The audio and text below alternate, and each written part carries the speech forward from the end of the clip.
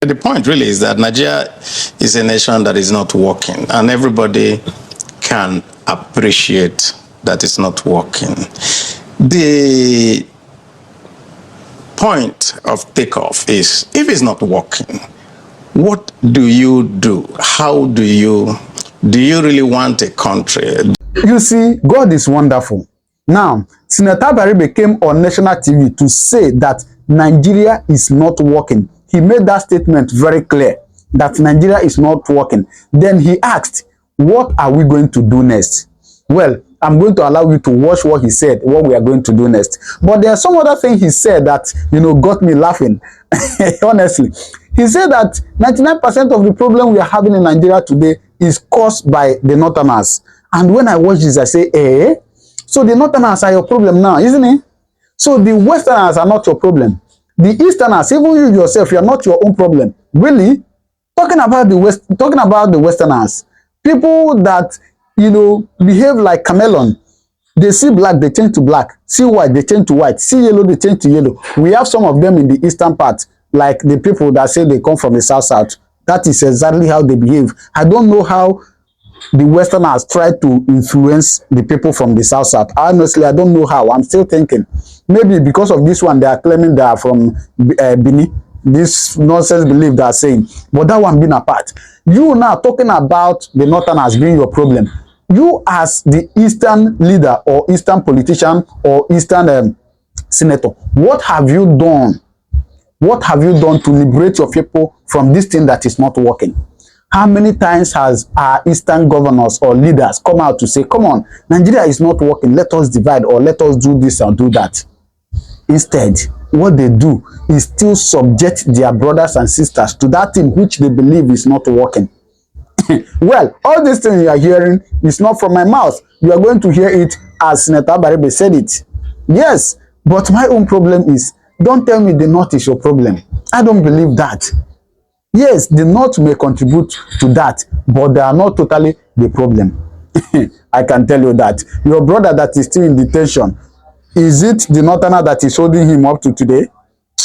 Please, let me just allow you to watch this video. Speaking about that, the history of this country is something that, year on year, we'll take a look at things and see in a manner of taking stock where we are coming from.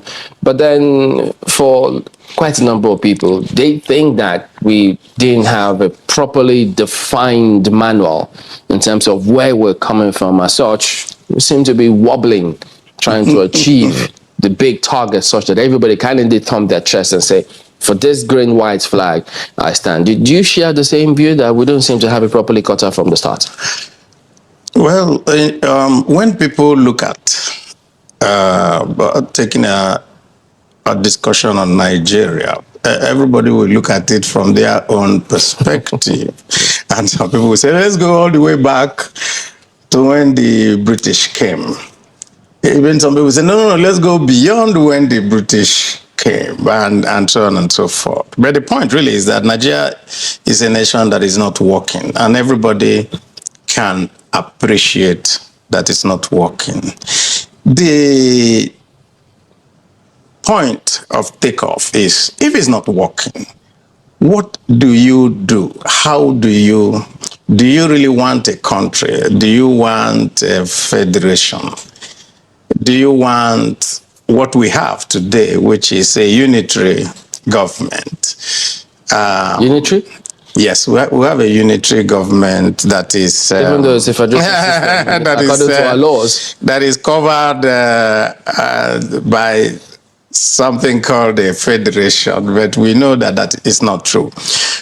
Essentially, if you're a federation, that means that you're all contributing. But what we have is not a federation in which everybody is contributing. We have a federation in which a few people are contributing and the rest are a sharing federation where we just sit down there to share.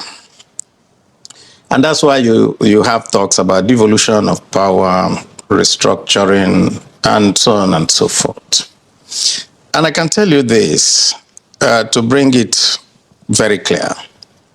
Sometime in the I think in the 7th Senate, either in the 7th Senate or in the 8th Senate, we had a debate on devolution of power in order to amend the Constitution. And while we were having that discussion, we also had a vote. And the vote for devolution of power failed. And it failed principally because some of our colleagues from certain sections of the country felt that they will lose if devolution of power goes on. And after that vote, I had a discussion with a former governor of one of the northern states. And I sat with him and I said to him, I really need to know why you're so much against devolution of power. Because it will also affect you positively. And he told me, he said, you know, every month I have asked governor, we used to come to Abuja to get allocation of funds from the federal purse. If that is removed, my state will collapse because we cannot generate what will give us the funding to be able to run the state. And that gives you an idea of how the federation is run. I didn't blame him. What I blamed was the fact that we had, by either choice or happenstance, found ourselves in a situation in which nobody thinks outside the box. Nobody tries to say, how do I wean myself from this? With apologies to Kweremadu, he called it a feeding bottle structure. Senator, is it a function of the system of government we are running, or it's just the way we are? Because, I mean, you would also recall, as many would, that in the First Republic, the different regions were economically vibrant, and they didn't have to depend on the center for anything. Well, you know, sometimes you can do something you think is good, and you will end up taking it to a situation where it is no longer viable. At the point at which General Gowon needed to win the war and set things, that's when they created the 12-state structure. Subsequently, after the 12-state structure, because each of those states was still viable on its own, then every other military regime that came tried to appease maybe constituents, elements within the country and all that, and continue dividing and creating entities. And now we find that entities are just not viable. And so each entity now has to wait to go cap in hand every month to be able to have sustenance to service the bloated structures.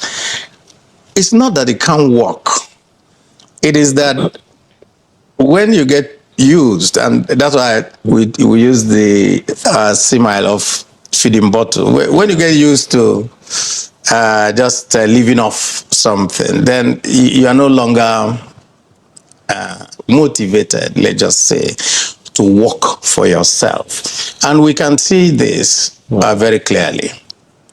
Niger State in Nigeria is bigger than the whole of almost Western Europe, Niger State. Yet, just a small part of Western Europe called Netherlands supply milk to the whole world. And you're able to survive. But Niger State cannot on its own survive. It has to come here every month. So you ask yourself, with all this landmass, with every other thing that is with you, why are you not focusing on your strength? You know, that the views of that former governor, it's important. Because it's more like a window into the mindset. Because we also spoke to some top politicians, off the camera, and they thought, the way the South or some part of the South have gone about this is part of the problem. Because they feel if you stay in the South and you have meetings in one or two states or two cities, and you don't approach the North, because in politics you know about lobbying, you don't approach them and explain some of this in such that they can see the reasons, automatically people will shut it down. Don't they have a point when they say that? Yeah, they do. I was just giving you the reasons why you will find that efforts being made to change our way of life hits a brick wall. Another thing is this. It's also in the nature of people not to take the hard decisions. It's also in our nature to take the easy way out. And the easy way out is do nothing. Stay on what you have. Drum up support from your people. Because anytime you try to catch somebody, say, oh, his people will come out. So drum up support and all that. And then blame the other person for your inability to do the right thing. So yeah, if anybody says that you don't have a comparative advantage in this country at a particular zone, you will not be correct. The different federating units, Editor, in Nigeria, the states in particular, there is hardly any state in Nigeria that cannot, on its own, potentially stand well. I mean, economically vibrant. Many people have postulated that. In fact, I saw a report by a consulting firm that identifies and itemizes the mineral resources, mineral deposits, and agricultural capacity of every state in Nigeria. Is it that, if this is true, is it that the state governors are incompetent, or they are not looking in the right way, or there is some federal government, power that is holding them down? Well, I guess it's a combination of all manners of things. And I would say that in looking at it, you can't say, oh, these people are... I'm just saying this. Yeah. Taking the hard decision, it's always very difficult for people to do. So what they want to do is always to take the easy way out. What is the easy way out? Mm-hmm. You ask yourself, so we sell as much oil as possible, then we come out and then we share, and then we just go. That is the easy way out. The hard way is for you to look at your place and ask yourself, what do we do within this this area that we find ourselves? How do we... you just mentioned the time we had different regions. Now, at a particular point, the Eastern region was the fastest growing economy. And it was based on one simple thing, on palm oil. Now, at that time that it was growing fast and it was on palm oil, the Malaysians came and they took our palm kernels and fruits and went back to Malaysia, and they have turned it into being the leading exporter. And we now have to, anybody who is an importer, a manufacturer here that needs to use palm oil as its base for production has to import it from outside. So you ask yourself, from one regional government, I think the governments there now are about 11 or so, they should have been more efficient. But rather, I guess the breaking up of all that has made them more inefficient. And that is part of the bane of our economy today. But Senator, if that's the view that they have, still on that perception that, well, if they don't get revenue from the center, the state will collapse. But there's also been several analyses and several reports that in years to come, oil will not be as viable as it is today. So why don't they see that? Well, I think that's a question I can answer. Because if political leaders it's a question in that, that position anybody can't who is seize evidence. a head of an entity called a state will have to answer. You have to ask yourself, you have a maximum of 8 years. How do you impact on it to change the narrative in your state? And I continue to say, maybe our leadership recruitment mechanism is faulty, and therefore we end up always recruiting leaders. So they say politicians don't allow the younger ones to come on board, because at the time too, the average age was really low, but now There is nothing that says younger people are better leaders, because we can take a census of the state governors we have today. The younger ones are the ones that everybody has an issue with. no, but the country had younger leaders at the time. They were the ones who led the country. That is the point. You know, we really find this very, very interesting that our leaders at that time were very young. They were in their 30s. They were, very idealistic and all that. So what is it that has happened to our leaders of today? Must be something. All right. Before we go to Just a minute. We have 4 minutes. Hold on. You will hear. You have him here, but Kaide, go ahead and put your questions in. All right, thank you, Chamberlain. Now, Senator Abaribe, speaking of future leaders, now one of them on social media who is watching you made a comment much earlier, and he said that if a senator, I'll just paraphrase what he said, he says that if a senator in Nigeria says things are not exactly working as they ought to, then that is a big deal. Now, you have talked about, the syndrome of going cap in hand, to the federal government. You have said this is perhaps a unitary government that is cloaked in a federal, government ideal. So I think the person is saying that you are in a position to make laws, to make things work. So I think the question for you, or from that person, is what are you doing to ensure that things work as a senator?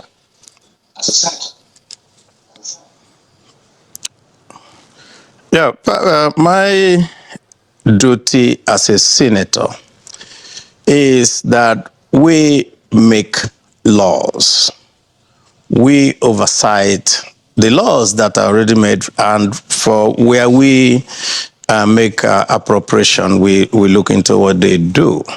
So when you're talking about the question of whether that is the question that comes to the heart of what I had said before, which has to do with devolution of power, and which some of our leaders all over the country today are saying that we must have a roundtable conference to talk about restructuring.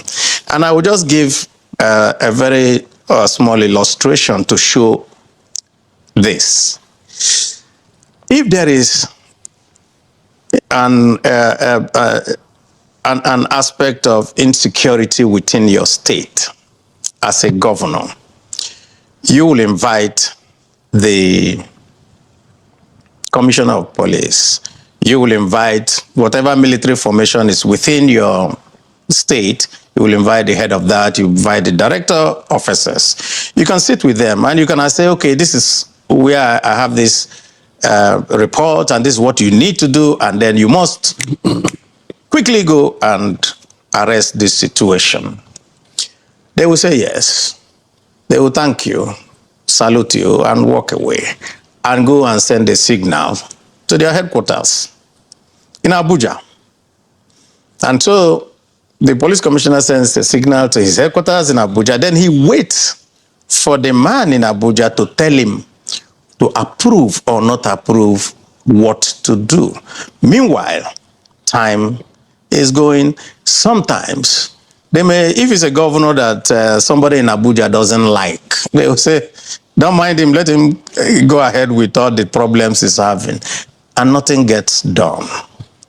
And so you're in a federation in which a state governor is supposed to be the chief security officer without the ability to order the security agencies within his state to tackle menace.